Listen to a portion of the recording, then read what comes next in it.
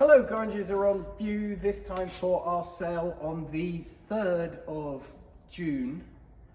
Good grief, the year is rushing past us and summer is finally here, and that's just as well. We've got lovely little garden stuff for you this time. Featuring, you may recall you've seen this before, because you have seen it before if you've been paying attention to our sales, because this went through the sale a few weeks ago. Did rather well actually, made a few £1,000s, but then the buyer decided it actually wasn't really for them. So it's back in again.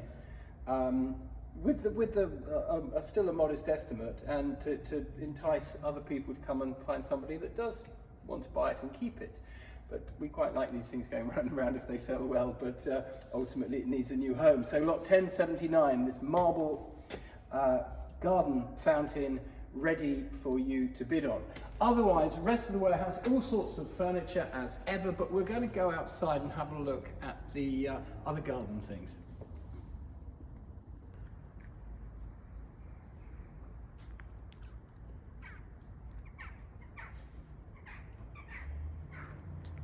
So, as you can see, an array of pots and teak furniture and metal furniture and all sorts of wonderful things for the garden in varying condition. Let me remind you, always ask for a condition report, or even better, come and have a look.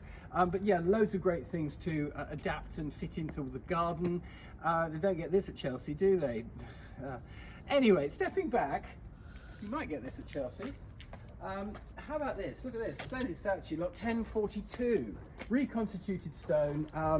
This Grecian beauty on her plinth, good size, nice bit of weathering. That'll look great in the wherever you should want to put it. And you know how you go to the garden centre and you look at things and think, well, it's not in flower, I don't know what that's going to turn out like. Well, this rhododendron still has a bit of life left in its flowers. Lovely colour. So beautiful colour. It's in with another one, two together with the pots. And I can't find the lot ticket, but we'll find it for you in time for it'll be online, we'll see it in the viewing. And then on beyond, also again, lots of seating furniture, lots of teak garden, good table and chairs here, particularly large example, showing across here. And then a lovely bench, I mean, this Luchin style bench, we see this model all over the place these days. This is a particularly good one with an inscription about the more one learns about gardening, the more one realises one doesn't know anything about anything. Well, that's what we talk about all the time here. So there we go, lovely lot of garden stuff for you. More furniture inside as discussed. Have a good look at the website, come along and see it. We'll go and look at the smalls. So here we are in the main sale room, and it's a science and music speciality in this sale. So you'll see a whole array of things such as cylinder musical boxes, lot 1291, a run of Leica cameras.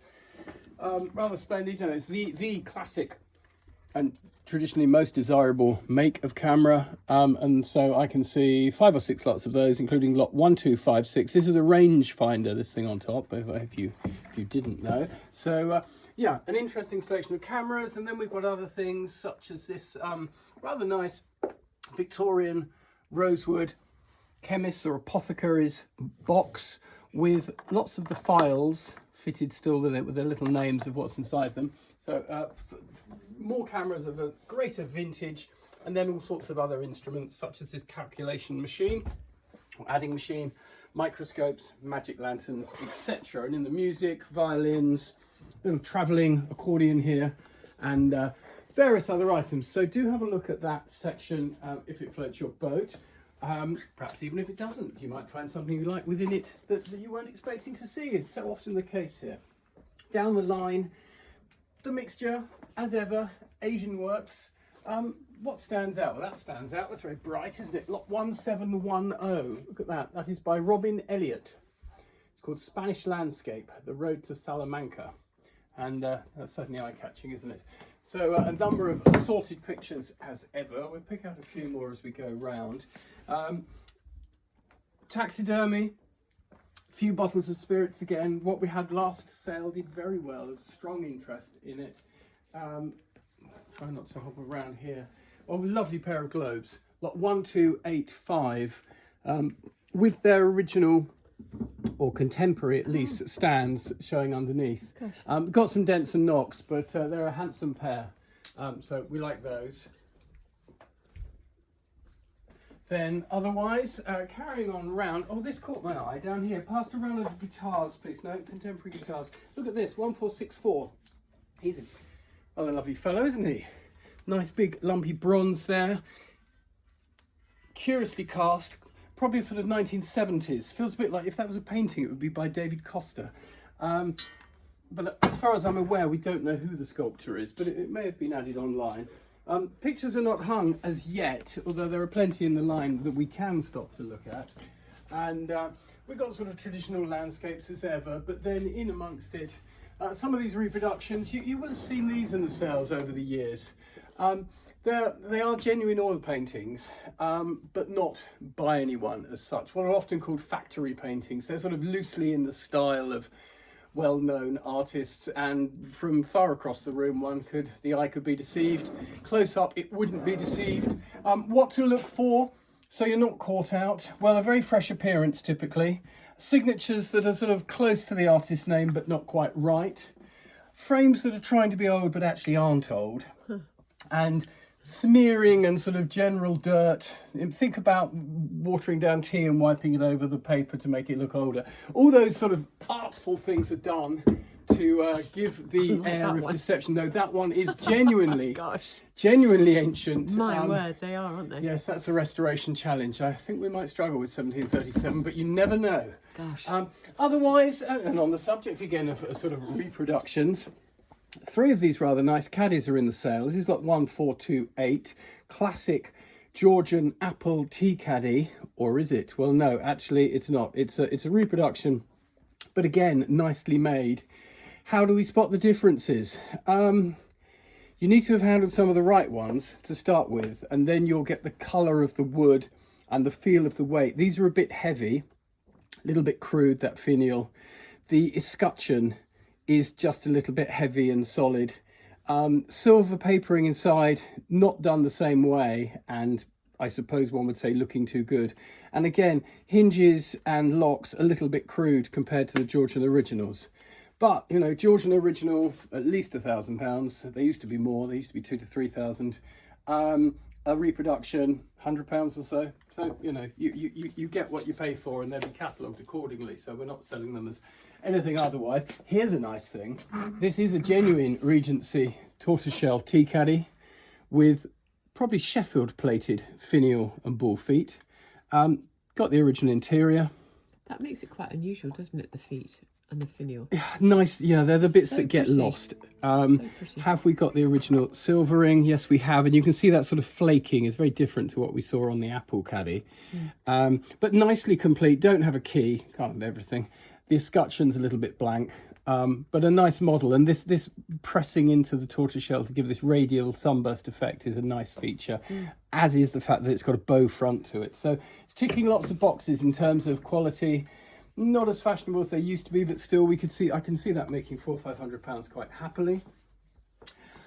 What else can I show you? I'm going to look at this lot just because it's got sort of kitsch appeal. Look, the smoker's accessory for the matchbox matches, yeah, those googly eyes. You do get the clocks that have the sort of rolling eyes. Something a bit more decorative and older, 1393. These are often Swiss. I'm having a look at the back here. I'm not getting any definite. The inscription on the back suggests Spanish in this case, but nicely done. Bit of glaze lost, unfortunately, there, but with it you get another one. So 2 in the lot for your money, and we've got a nice Spanish inscription on the back, Spanish or Portuguese, I guess. San Pedro de Onval. So if you know where that is, you know where they've come from. Further Chinese things, we've got some a static seagull, lot 1442, and we're going to have a perch behind the back. Plenty going on in the silver department as ever. Elegant things. How about that? Lot 1904, just a smart, clean design, pleasing shape. If your name's Henry, then it's got your initial upon it. Otherwise, back here, I noticed some little things. Let's pull them out and bring them up to the counter. This is lot number 1893, and you get this rather nice George III silver snuff box. Lovely finish. Really, as you say, lovely finish, not too much rubbing to the engraving. Unusual form. This is sort of French form, this large oblong rather than the sort of smaller English ones typically, but fully marked. And looks like the maker is Phipps and Robinson, respectable maker. And you get with it another snuff box, again quite pleasingly engraved, with the acorns and the flowers and what have you, that echoing that sort of Regency emblems, and it is of that period. It's a Birmingham made snuff box again, so 2 in your money. Nice lot of snuff boxes there. Here's a novelty, 1892, a pepperette, modelled as a Dutch girl. Not sure your pepper's going to stay in too well. She might leak a little, but she's rather fun. She has got hallmarks there. She's been imported from the continent, so she's rather nice. And then otherwise, you know, look at the rest of the sale, because there's all sorts of interesting bits and pieces in the silver. We'll just go and have a look at the jewellery. So in the jewellery, 2 cabinets full of jewellery, 80 plus lots, be about 100 lots all in with the costume lots that are outside. Picking out a few things just to share with you, give you a flavour of it all. 1997, that's rather a substantial memorial ring, sort of Regency period. It seems we've got a Regency theme in places in this sale. Not marked, but is beautifully engraved. And I should have looked at that earlier to tell you what it says. But it's going to take an eyeglass and quite a lot of study. But I can see the date 1793, so a little earlier than Regency. Yeah, nice substantial width to the band. Shame we've lost a little bit of enamel, and the sort of hairwork or whatever inside is a bit tired, but still a nice thing. Other lots, Valentine's Day is a long way away, but get ahead of the curb before the market goes up. There we go. Look at those 2 bar brooches. Anniversaries. Really sweet, aren't they? This is lovely gorgeous. Enamelling on this one, with these little drop seed pearls, and then the sapphire and diamond set into this other sort of matted finish. So nice lot, 1981. Other, you know, buried in amongst the sale lot, 2007, 2 very pretty little diamond rings. Neither are huge, but nice bright stones, and that's a pretty little flower head design. Good value typically. Behind, a rather striking clip, I thought worthy of pulling out. Cabochon rubies by the looks of things, together with some rose-cut diamonds in a rather low-grade metal mount by the looks of things. Roger will have tested this, but it looks to me like if it's not base metal, then it's got an unusual sort of oxidized finish. I thought you were going to say modern. No, I don't think that's overly modern. I think this is still 40s, 50s, if not a bit earlier. Right. But I think it's native made. I think it's been made abroad in the colonies somewhere. Not 1965. Interesting for all of that. 1964 is a heavy lump of silver, apparently. Almost seamless, but give it a push and it slides open and bang, up pops your vertex movement. So it's a travelling watch. We see lots of the Movado ones, and we see the ones where you squeeze the ends and the movement pops out, but this is a slightly different form, and therefore all the more charming for it. So that's 1964. And last but not least, what's in a box? We always like a box lot. 1960. Oh, look at that. There's a pretty little thing. So rather nice sapphire and diamond circular brooch, beautifully made, nice gold work underneath, reasonably sized without being showily flash. Lot 1960. So there we go. It is pretty, isn't it? It's really nice. Yeah, you saved the best till last, for me anyway. Yippee. Well, I think that's gorgeous. yeah, wearable, would you say? Oh, yeah. Relatively speaking. Yeah. Yeah, there we go. So on a the hot. jacket. Yeah, exactly. And you're not really showing off, but it's a beautiful, nice thing. So, full of nice things, Gorringes are, obviously, always. So do come along and have a look. Bank holidays of things have got in the way, and there's sort of a build-up of goods. So you're going to see larger sales going through for the next 2 or 3 weeks. But yeah, plenty to look at, all sorts of things, goodies to delight the eye. So otherwise, view us online. Any queries, drop us an email and we'll be happy to respond. And we look forward to seeing you at the sales. Thank you.